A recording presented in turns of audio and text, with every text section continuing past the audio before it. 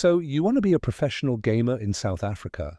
You're dreaming of sponsorships, six-figure paychecks, maybe a few brand deals and a gaming house with RGB lights everywhere, right? Well, let's hit pause for a second, because the truth isn't quite that glamorous. Let's start with the global scene. If you're playing for a major esports organization overseas, you're likely on a multi-year contract. That means a monthly salary ranging from $5,000 to as high as $25,000, depending on your game, your skill, and your popularity. Some Tier 1 players even make more with bonuses, prize splits, and streaming revenue. Sounds like the dream, right? Now let's bring it back to South Africa. Here, things are very different. If you're one of the few players lucky enough to actually earn a salary, you're probably looking at 5,000 Rand to 10,000 Rand per month. And that's before tax, before travel costs, and before any real financial security.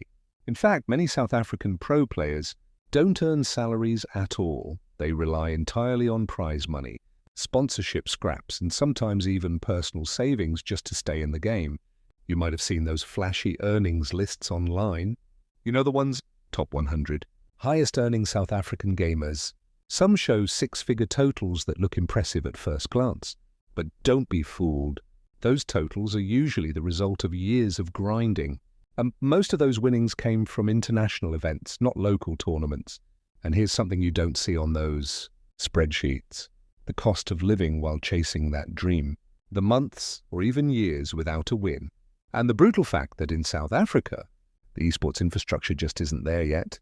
No regular international invites, no full-time staff or training facilities, no guaranteed path. So here's the cold, honest truth. If you're in it for the money and you live in South Africa, you're probably going to be disappointed. Becoming a pro gamer here is not a get-rich-quick plan. It's a passion-first, sacrifice-heavy journey that only pays off if you can break into the international scene. But hey, if you're good enough, and if you catch the right opportunity, that door can still open. Just don't expect a R1 million contract to come knocking. Let's talk about what it really takes to become a pro gamer. And spoiler alert, you don't need a university degree to top the leaderboards. That's right.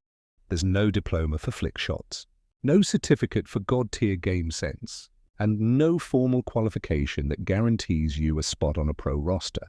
The truth is, the overwhelming majority of professional gamers, around 90% or more, never went to college for anything related to esports.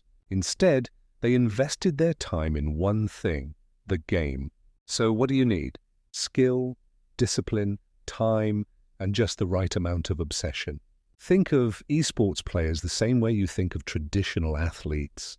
F1 drivers, rugby players, tennis pros. They didn't get there by acing biology or calculus. They made it because they trained relentlessly, sacrificed social lives, and obsessed over improvement. Pro gamers, exactly the same. And let's be clear, this isn't just casual play. You're not just hopping online for a few rounds with friends. We're talking about players grinding for 8 to 12 hours a day, reviewing their gameplay, studying opponents, mastering maps, learning meta shifts, and scrimming with teams under real pressure. This isn't gaming for fun anymore, it's gaming for performance. Sonic, one of South Africa's most successful esports exports, put it perfectly. A degree in computer science won't win you a CSGO major. Practice, hard work, and time will. It's not about being smart in a classroom, it's about being sharp in-game. Fast reflexes, decision-making under pressure, and consistency at the highest level are what separate weekend warriors from paid professionals. And that's not all. To make it as a pro, you also need something even harder to control: timing and opportunity.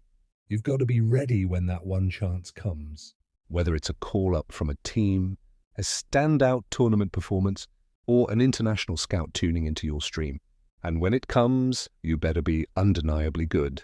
There's no textbook for that, no study guide, just you, your mouse and keyboard, your controller, and the hours you're willing to put in. So if you're sitting there thinking, I need a degree before I take gaming seriously, think again. What you really need is commitment, courage, and a killer aim. So now you know the salary's low and the grind is real, especially in South Africa. But the big question remains, can you actually make it as a pro gamer from here? The answer is yes, but it's extremely difficult. Let's not sugarcoat it. To become a professional gamer in South Africa, you don't just need to be good. You need to be better than everyone else in the scene. Top tier, stand out, unignorable. And even then, skill alone won't cut it. You need exposure. The kind that only comes when you get the rare chance to compete overseas or join an internationally recognized team. Because without that international platform, no one sees you, no orgs scout you, and no serious offers come your way. Take it from Aaron Sonic Grosbeek. He dominated the local scene, won everything there was to win in South Africa. But his big break came only when his team, backed by Bravado Gaming, moved to the US. That wasn't luck. That was years of grinding combined with one rare opportunity and a massive financial risk. His team left home, family, and comfort behind just to get noticed. Eventually, he got signed by Cloud9, one of the biggest names in global esports. But even then, the journey wasn't easy.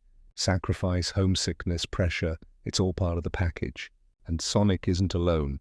Another South African lineup, ATK, tried to follow in Bravado's footsteps. They've shown talent. They've made waves, but they're still facing the same uphill battle.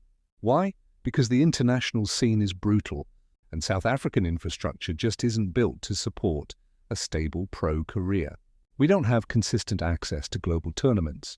We don't have performance coaches, analysts, or fully funded boot camps. We don't have million-dollar prize pools or orgs with big budgets. So every step forward comes with double the effort and often double the risk. But if you can break through all that, if you can climb high enough to be noticed from across the world, then yes, you can absolutely make it. Not because it's easy, but because it's still possible. So if you're chasing the dream, remember this: be the best here. And be ready to prove yourself out there. Because the world isn't going to wait, but it might be watching.